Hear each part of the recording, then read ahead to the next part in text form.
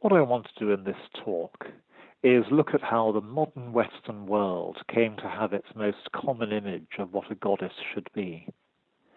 In the ancient European and Near Eastern world, goddesses were usually patronesses of cities, justice, war, handicrafts, the hearth, agriculture, love, and learning.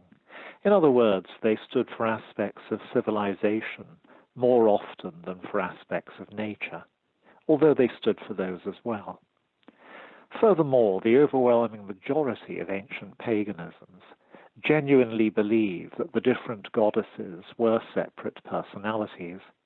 In only one text, the late Roman Golden Ass by Apuleius, is the female deity declared both to be the embodiment of all other goddesses and represented by the moon and the world of nature.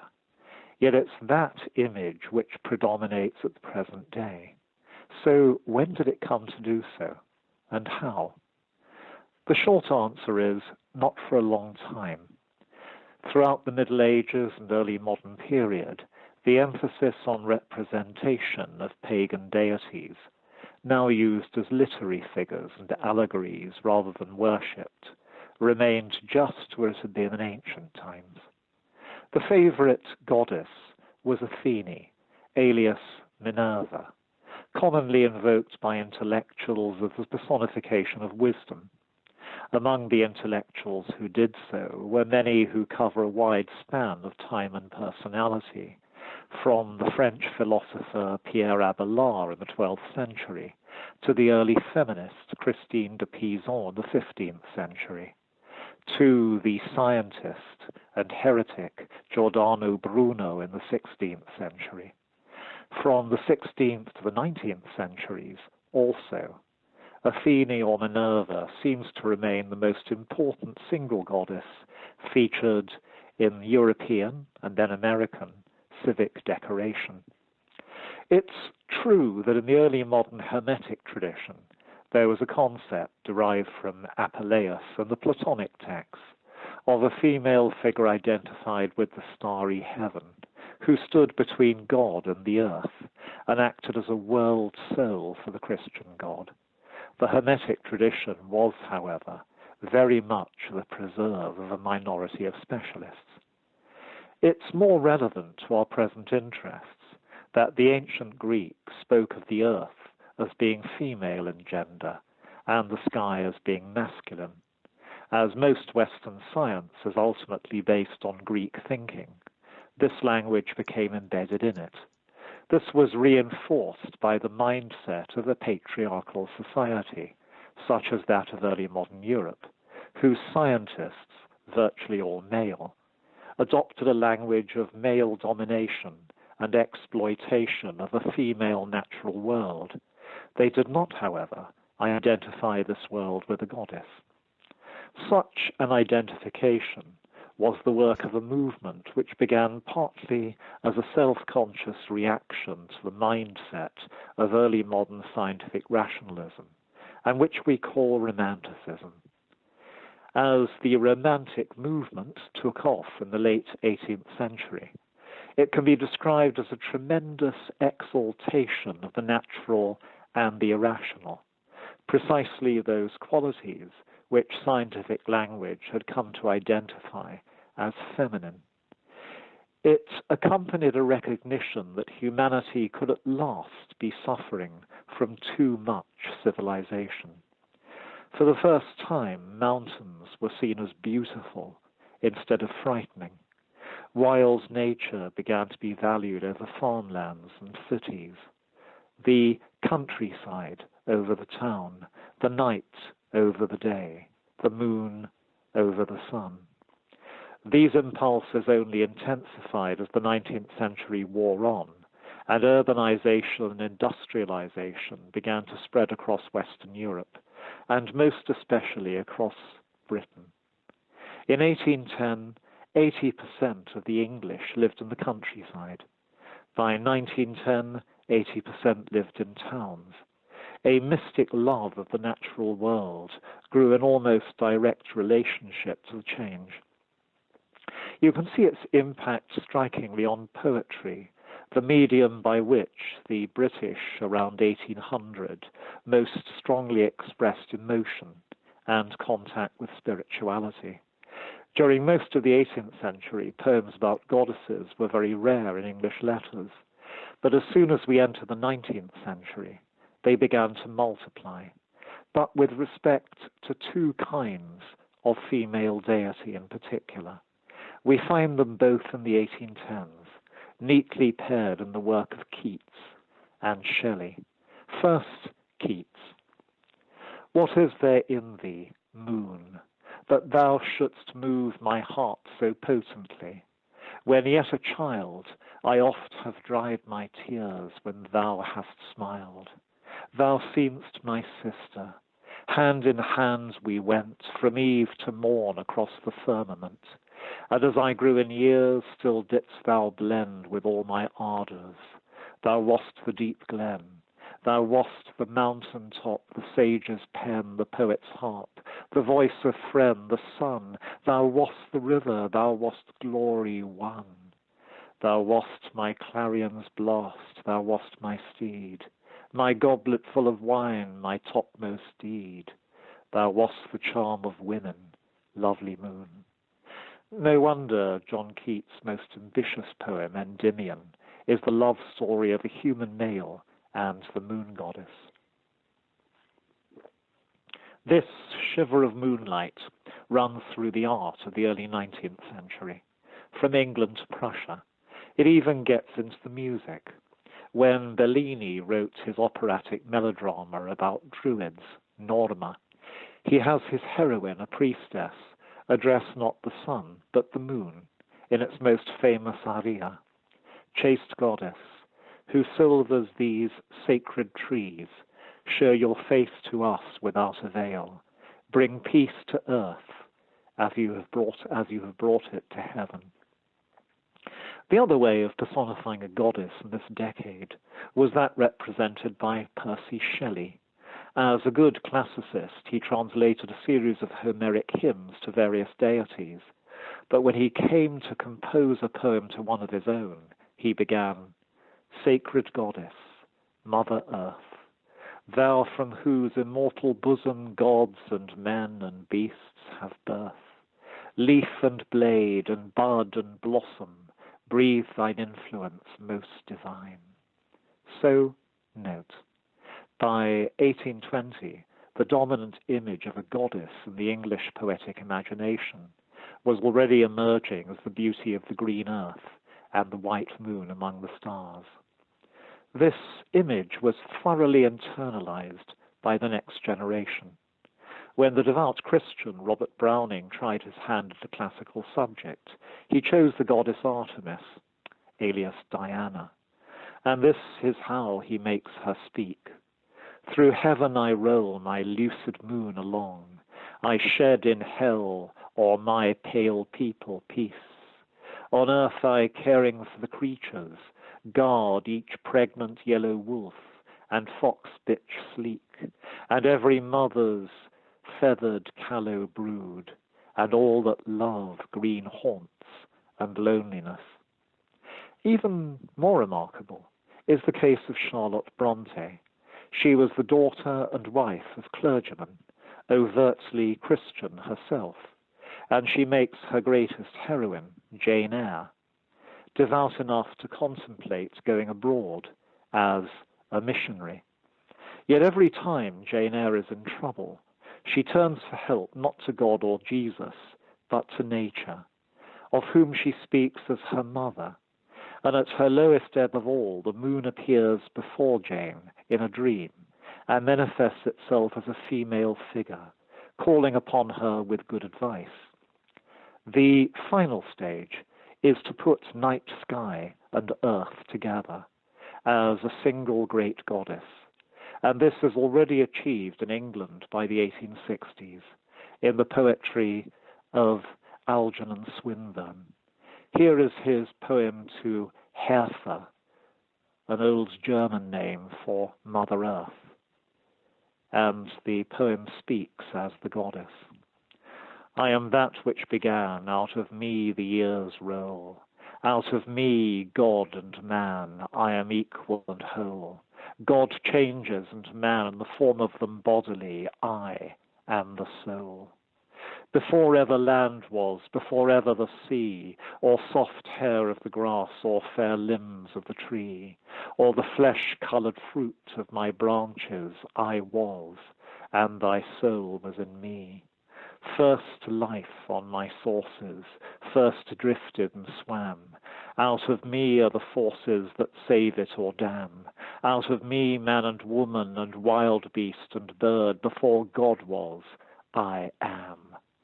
Beside or above me, naught is there to go, love or unlove me, unknow me or know. I am that which unloves me and loves, I am stricken, and I am the blow. I am the mark that is missed, and the arrows that miss. I am the mouth that is kissed, and the breath in the kiss. The search, and the sought, and the seeker, the soul, and the body that is. I am the thing which blesses, my spirit elate, that which caresses with hands uncreate, my limbs unbegotten that measure the length of the measure of fate.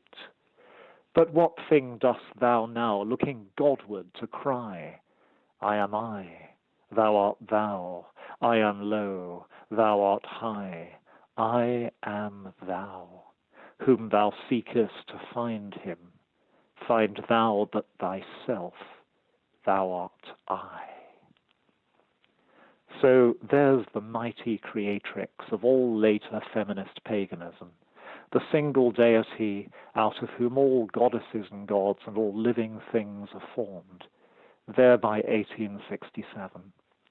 It would be easy but hardly necessary to follow the image later into English literature, to look, for example, at D.H. Lawrence's identification of Eternal Woman with the moon, or at Robert Graves's White Goddess, or to go eventually into the realm of science and look at James Lovelock's Gaia hypothesis. For now, it's sufficient to note how, when organized paganism does reappear in the 20th century, it takes its goddess straight from this imagery, and no wonder, as Swinburne was one of the favorite poets of Aleister Crowley, Dion Fortune, and Gerald Gardner, quoted directly by all. I am, however, going to turn now to look at the impact of this concept of goddess upon fields which are normally regarded as more objective than religion, upon ancient history and archaeology.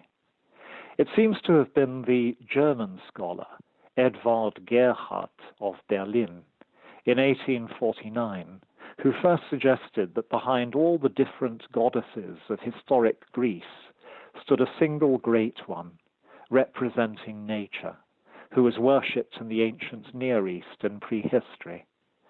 As the 19th century wore on, more and more classicists, scholars of Greek and Roman literature like Gerhardt, in France, Germany, and Britain began to make the same suggestion.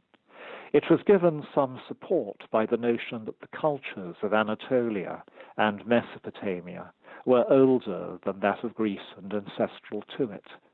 These did contain goddess figures who were regarded as all-powerful and identified with the earth or with motherhood.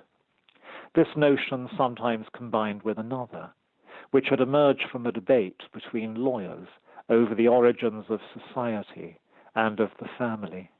One of the sides in this exchange, represented first by a Swiss judge called J.J. Bachoven in the 1860s, had argued that human society was originally woman-centered, and what was true in daily life had logically also to be so in religion.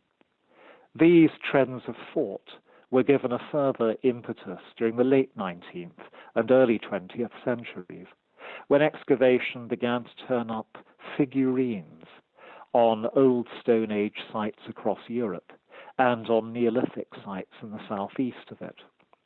These were usually of female figures, and some scholars automatically identified them with the great goddess whom they presumed to have been worshipped in that remote period.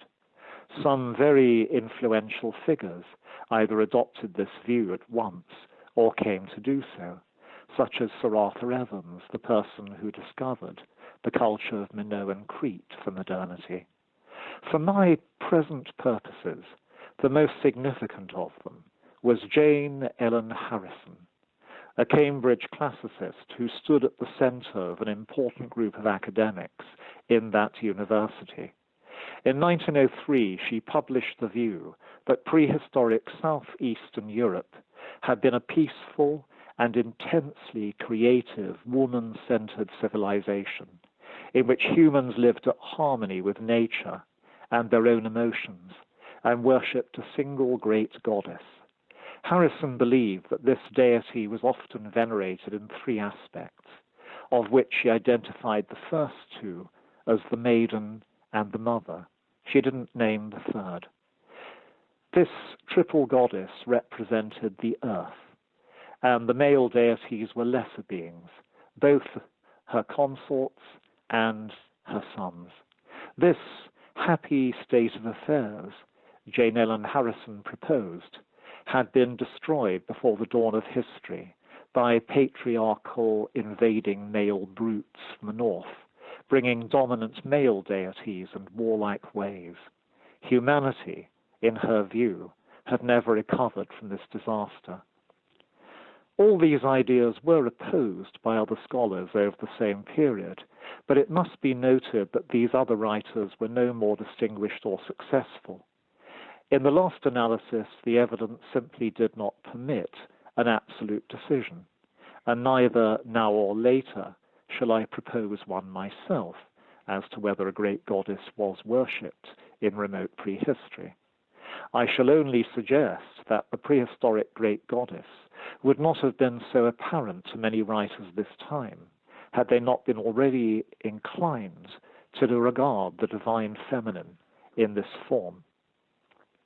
All of these theories, however, concerned only the East Mediterranean, the Balkans, and the Mediterranean basin. Experts in the emerging field of Northwest European prehistory, and especially of Britain, reserved judgment on them. This was because the Northwest European New Stone Age looked so different. Its sites had failed to produce any of the female figurines, which were such an important prop of the great goddess construct in the southeast. It was true that the Western European Neolithic was characterized by a very widespread monumental tradition of building megalithic tomb shrines, the monuments commonly called dolmens, passage graves, and long barrows. It was also true that prehistorians were starting to discuss the idea that these might have been the holy places of a single religion. In some French tombs, the figure of a woman was carved in the passage, indicating that a female deity was probably venerated there. The decisive evidence, however, was lacking, and experts carefully reserved judgment. Popular writers, however, had no such inhibitions. A classic example concerns the long barrows of the Cotswold Hills, the first group in Britain to be systematically studied. In 1925, the archaeologist O.G.S. Crawford wrote a famous survey of them, in which he suggested that they represented a single religion, but, once again, he carefully left the nature of it open. 5 years later, the country writer Harold Massingham wrote a book about the Cotswolds.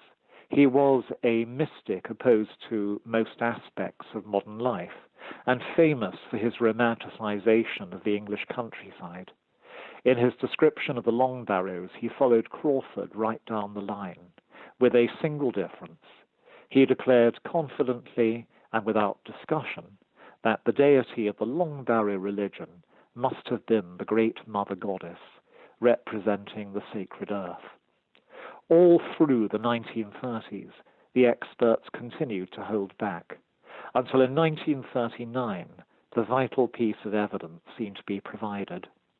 In the bottom of a shaft at Grimes Graves, the big complex of Neolithic flint mines in Norfolk, the archaeologist A.L. Armstrong claimed to have found a female figurine seated upon an altar with a vessel for offerings placed before her. This seemed to be an unequivocal proof of the worship of the great goddess in the British Neolithic as well. The figurine featured as such in successive publications upon the period in general and Grimes' graves in particular. The Ministry of Works reconstructed its shrine on the site for visitors to see. Ever since its discovery, however, rumors circulated among archaeologists that it was a fake. In 1986, Stuart Piggott broke ranks and became the first archaeologist to print this suspicion. In the archaeologist's periodical Antiquity, not until 1991, however, did the suspicion appear in a work designed for general readers, and that was when I blew the whistle on it in my own book, The Pagan Religions of the Ancient British Isles. After Piggott had opened the question, a proper investigation was conducted into it by Gillian Varndell, who reported in 1991. She found, first, that the excavation concern was never published. Second, that Armstrong's site notebook stops abruptly on the day of the vital discovery, without recording it properly. Third, that on the day of the find, most unusually, Armstrong asked all other experienced excavators to leave the site without providing a reason. Next, that the goddess and the vessel looked suspiciously freshly carved. And finally, somebody on Armstrong's team was an expert carver, because similar objects made from the same chalk rock, like an Egyptian sphinx, were among his possessions from the dig. Gillian concluded that as chalk objects can't be scientifically dated, there is no absolute way of proving that these were fakes, but they cannot now be accepted as reliable evidence. It looks, therefore, as if the Grimes Graves goddess was probably a fraud, perpetuated successfully upon the archaeological community, because it represented exactly what many of that community wanted to find at that moment. Certainly, for those who wanted to believe in a goddess-centered Neolithic, the barriers were now down, and the greatest of those was Jacquetta Hawkes.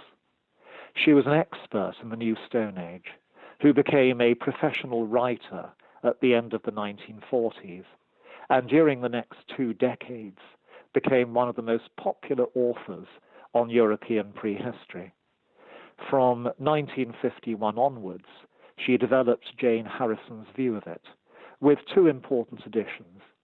First, she united the figurines of the southeast of Europe with the megalithic tombs of the northwest to produce a picture of the whole of Neolithic Europe as a single land of the great goddess.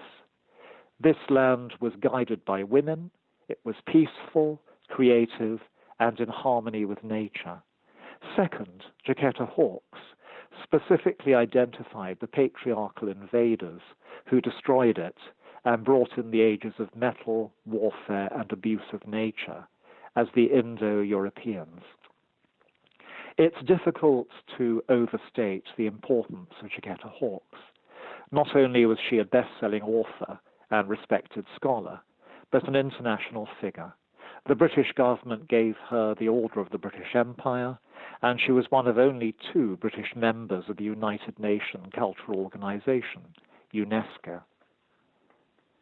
It may well have been her example that caused 3 other giants of British archaeology, Gordon Childe, O.G.S. Crawford, and Glyn Daniel, to declare in the mid-1950s that Neolithic Europe had been devoted to the worship of the great goddess.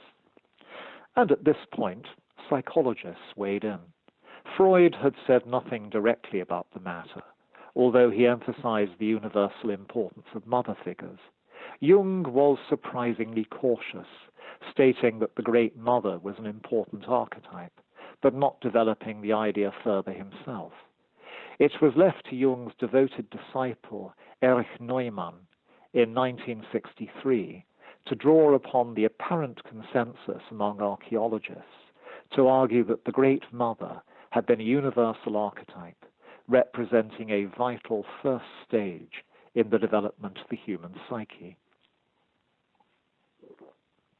The process set up was now perfectly circular, because the archaeologists had convinced Neumann and writers like Jacquetta Hawkes could now argue that psychology had proved that the great goddess was a universal archetype, and so must have been worshipped everywhere in prehistory. This state of affairs lasted through much of the 1960s, and was brought to an end mainly by the work of two young archaeologists, Peter Racco and Andrew Fleming. The former considered the figurines of southeastern Europe, the latter the megalithic culture of the northwest. Both suggested there was in fact no decisive evidence that either represented the cult of a single deity. They emphatically did not disprove the existence of one. They merely returned it to being an open question. And in this state of cautious agnosticism, most experts in European archaeology have remained ever since.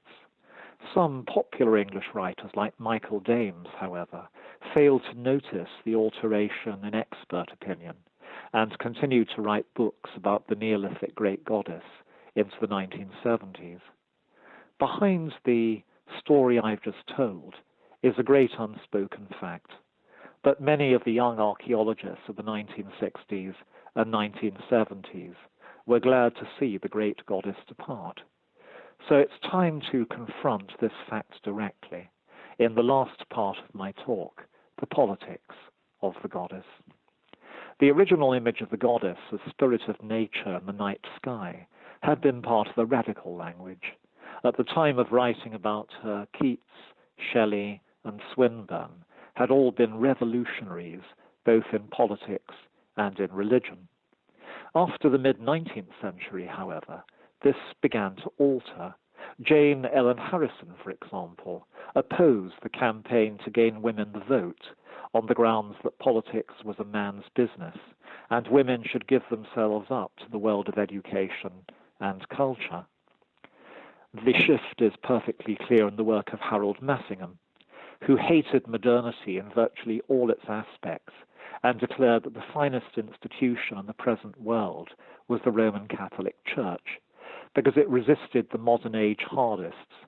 His ideal time was the Middle Ages, when society allegedly lived in harmony and everybody knew their place. This was exactly the language of Jacquetta Hawkes. She idealized a woman-centered Neolithic because she believed that women were the great forces for conservatism in the world. Her two great hatreds were science and socialism, and her favorite period was the 18th century, when the aristocracy lorded it over the land in beautiful houses and gardens, and everything was kept in order. Her sort of prehistory represented exactly the sort of reactionary sentimentality mirrored in the popular history books of Sir Winston Churchill and Sir Arthur Bryant. It was a conservative government which gave Jacquetta Hawkes the OBE. These attitudes were mirrored in archaeology. It was the archaeologists who preached the existence of the Neolithic great goddess most strongly, Gordon Childe, O.G.S. Crawford, and Glyn Daniel, who represented the general old-fashioned attitudes to prehistory, which the new archaeology of the 1960s was out to challenge. That new archaeology aimed at drawing parallels from the new sciences of anthropology and sociology to reconstruct models of ancient society. Nobody fought it more bitterly than Jacquetta Hawkes, who became the loudest voice of reactionary prehistory in the British scholarly community. To many young scholars in the late 1960s and early 1970s, technology had emancipated ordinary working people from misery, and the welfare state had given them dignity and security for the first time. The Neolithic great goddess seemed to be explicitly the deity favored by the enemies of both. The choice then in Britain was not between the goddess and patriarchy, but between the goddess and socialism. She was not the deity of women's liberation, but of the mother's union. So many of us were glad to embrace a prehistory which toppled her from her throne. We were also glad to have a psychology which didn't create sexist stereotypes and called them natural archetypes. One major feature of Erich Neumann's work was that it instinctually presupposed that the mass human psychology which was being created in his story was a male one, with the female symbols just stepping stones to its development. It was a deeply sexist and restrictive language. Allied to our new prehistory was an anthropology which brought us huge quantities of new information about the way in which gender relations had been constructed in other human societies. It showed us the extraordinary range of possibilities which could be open to us, and destroyed insistence upon any essential female or male qualities in humanity. In 1975, the British anthropologist Shirley Ardiner could pose the exciting question of whether our categories of women and men might not be entirely an intellectual creation, which someday might disappear. It must therefore be imagined how shocked and surprised we were when the whole of the old images and the old language came back to Britain from America in the late 1970s and 1980s, but this time as part of a radical discourse. Writers such as Mary Daly, Susan Griffin, and Adrienne Rich had taken up the old reactionary idea of an essential female nature and simply reversed the sympathies, attaching a positive language to those qualities which the patriarchal language had defined as negative. The most distinguished Western scholar of Eastern European prehistory, Maria Gimbutas, directly developed the work of Harrison, Hawkes, and Neumann, but drew a liberationist instead of a conservative message from it. She carefully avoided contamination by the writers whose ideas she was developing by giving her books prefaces, which suggested that her approach to the Neolithic was essentially her own original creation. In her book on the Balkan figurines in 1974, she did state that she was building on the work of others, and explicitly mentions Neumann as the writer who had provided her code for interpreting symbols and designs. By 1989 and 1991, however, feminist thought had turned against Neumann for reasons stated above.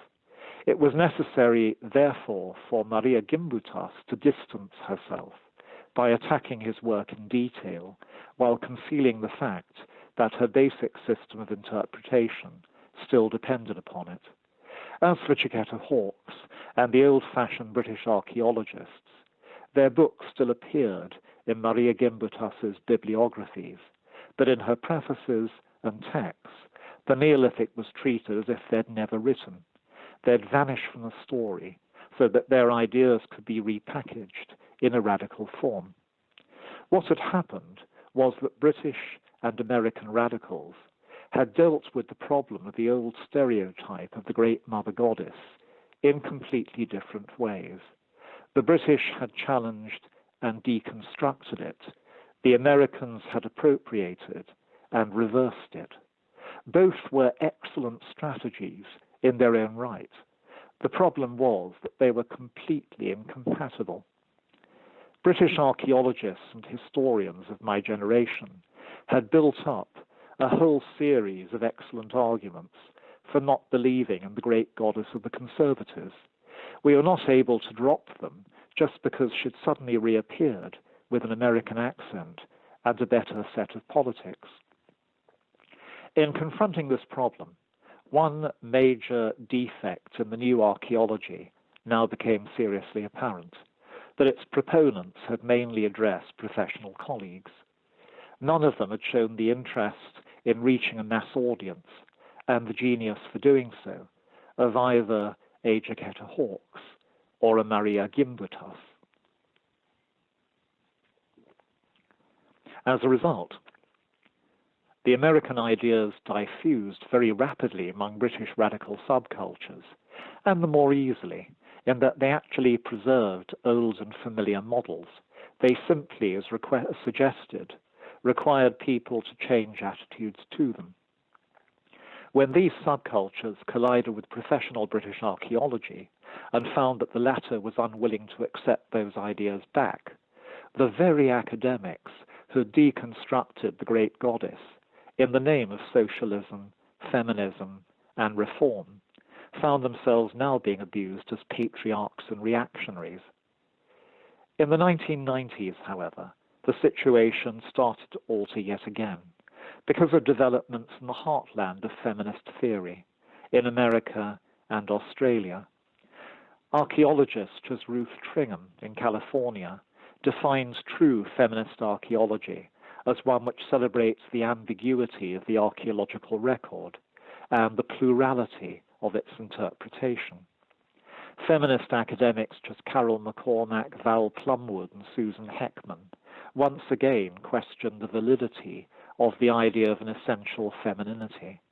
Val Plumwood could declare in 1993 that earlier American feminist theory had just replaced the myth of woman as the angel in the house by the equally restrictive one of the angel in the ecosystem. In concluding this survey, I'd like to make a number of personal observations clear. As a man, I would not dream myself of defining what a true feminist archaeology is or ought to be. I have also consistently avoided pronouncing upon whether or not the Neolithic was a civilization of the goddess. I leave that question open, as I do the other one of whether there is an essential masculinity or femininity among humans. I would also title this talk The Discovery of the Modern Goddess, instead of, in true postmodern fashionable academic fashion, the construction of the modern goddess, the creation of the modern goddess, or even the invention of the modern goddess. In doing so, I also leave open the question of whether the goddess actually exists. I am perfectly prepared to allow for the existence of divine currents, energies, or even beings in the universe, to which human beings can relate in different ways and different times. To put it another way, that particular ages of humanity reach out to particular kinds of goddess and god, and so call them further into existence. In doing so, I recognize that many of those who listen to what I'm saying now in this context are people who operate between two worlds, and so in my own way am I.